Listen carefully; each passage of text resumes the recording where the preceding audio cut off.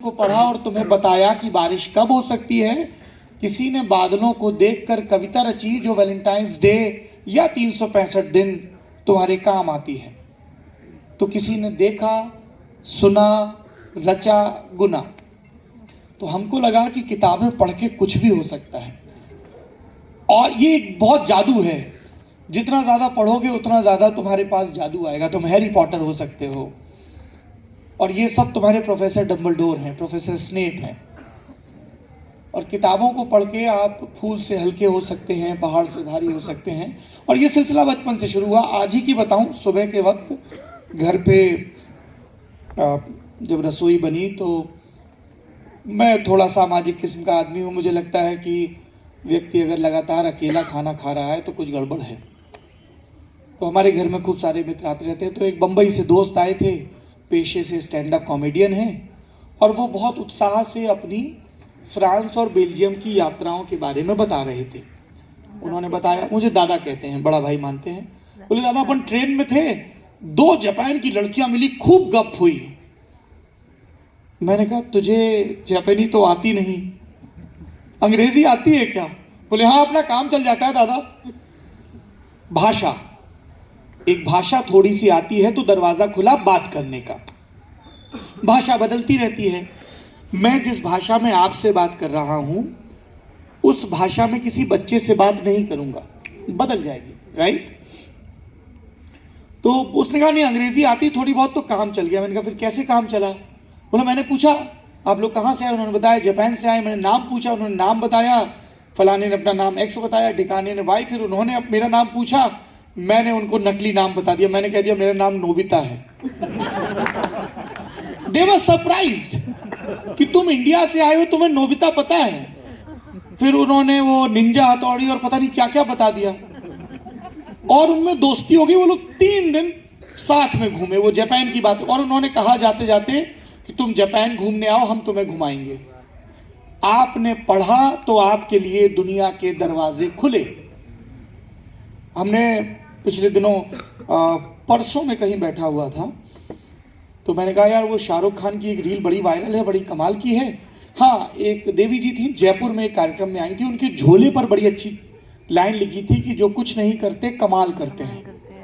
मैंने कहा, यार ये तो बहुत बढ़िया लाइन है, शाहरुख खान ने अपनी रील में कही थी। तो वो ठिठकी, उन्होंने मेरी मूर्खता को सराहा और फिर कहा कि ये दाग देहलवी के शेर की दूसरी पंक्ति है। कहीं से कुछ भी सीखा जा सकता है, किताबों से, लोगों से।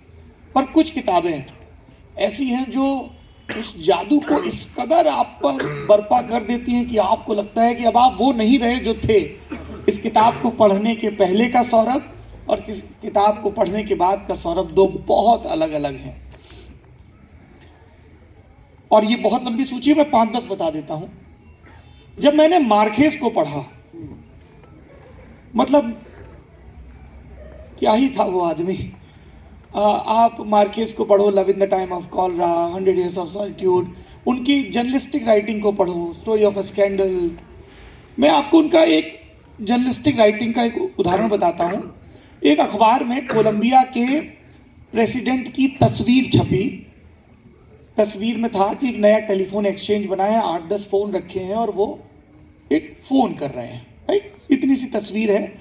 इस पे मार्केस ने 1.5 पन्ने का एक आर्टिकल लिखा है।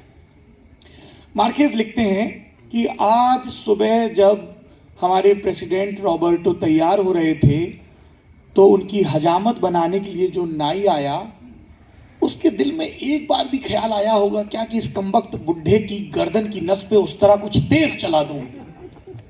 या रॉबर्टो ने उस नाई से पूछा होगा क्या कि कहो तो बसें वक्त पर चल रही हैं, स्कूल में टीचर आ रहे हैं क्या, ईंधन की दुकानों पर लाइन तो नहीं लगी है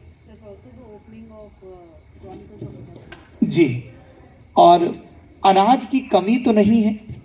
ये जो मेरे रसोई खाने से ब्रेड के बनने की खुशबू आ रही है, इसको सुन के तुम्हारे भीतर हिंसा या क्रूरता या करुणा तो नहीं आ रही?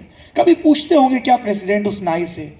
या नाई को कभी लगता होगा क्या कि इस कमबख्त ने बहुत जिया, बहुत जुल्म किए, अब जोर से एक बार इसकी गर्दन दबोच दूं तो सब कुछ बदल ही जाए? और फिर क्या उस नाई के मन में आता होगा, एक रॉबर्टो मरेगा तो जरूरी तो नहीं कि क्रांति हो ही जाए, मौत हमेशा शुरुआत तो नहीं होती। और फिर एक लंबा आख्यान है। फिर वो लिखते हैं कि रॉबर्टो के मन में भी तो आता होगा इन मशीनों को देखकर, या उससे पूछा होगा ऑपरेटर ने कि बताइए सर किसको फोन करना चाहेंगे आप, और रॉबर्टो कहे जनता को फोन लगाओ, मैं उसका हाल जानना चाहता हूं।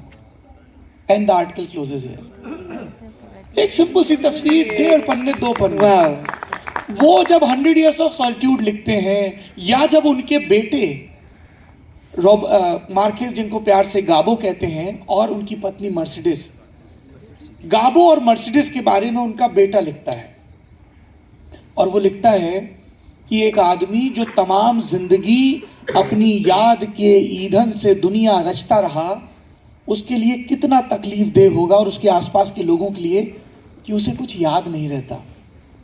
गाबो की जिंदगी के आखिरी दिनों में मेमोरी उनके साथ नहीं थी। एक रोज वो उठे और नर्स से पूछा, ये कौन सी बदमाश चिड़चिड़ी औरत है जो तुम सब पर हुक्म चला रही है। नर्स को लगा कि हमेशा की तरह मार्केज मजाक कर रहे हैं। फिर उसने फुसफुसा कर कहा, सर ये औरत अपने आप को आपकी बीवी बताती है। या उनके बेटे ने लिखा कि हम जब बड़े हो रहे थे, बेटा एक पेरिस में सेटल हुआ, एक यूएस में, तो पिताजी हमेशा कहा करते थे कि यार दुनिया में कहीं भी जाएं, जब नई सहस्राब्दी, नई मिलेनियम शुरू होगी ना, अपन एक साथ मनाएंगे। और वो बार बार रिपीट करते थे, मतलब उलझन सी होने लगती थी। और फिर वो शाम आई जिसके बीतने के बाद 1000 बरस की करवट पूरी होने वाली थी। कितने लोग ये कहेंगे कि उन्होंने 1000 बरस को बदलते देखा है। हम बैठे थे, आग जल रही थी, हम अलग अलग किस्म के गोश्त और ब्रेड खा रहे थे, शराब पी रहे थे, सिगरेट पी रहे थे, सिगार पी रहे थे, और वो एकटक पहाड़ी से नीचे तलछटी को देख रहे थे। मैं गया और मैंने कहा, आपने कहा था ना कि हम साथ होंगे। उन्होंने मेरी तरफ देखा और कहा, हाँ मुझे याद है। उसके बाद बात बदल गई। उसके 12-15 बरस बाद वो आदमी लिख रहा है, मार्केस का बेटा, अब समझ में आया कि पिता बार बार ये क्यों कहता था, क्योंकि वो अपनी ख्वाहिशों के परिंदों को हमारे घोंसलों में दुरुस्त रख रहा था कि मैं तब तक जी पाऊंगा क्या, दुनिया देख पाऊंगा क्या, शब्दों को बरत पाऊंगा क्या, अपने तजुर्बों को उतार पाऊंगा क्या कागज पर। वो ख्वाहिश पे रो रहे थे उनके भीतर। तो मेरी लिस्ट में सबसे ऊपर मार्केस है।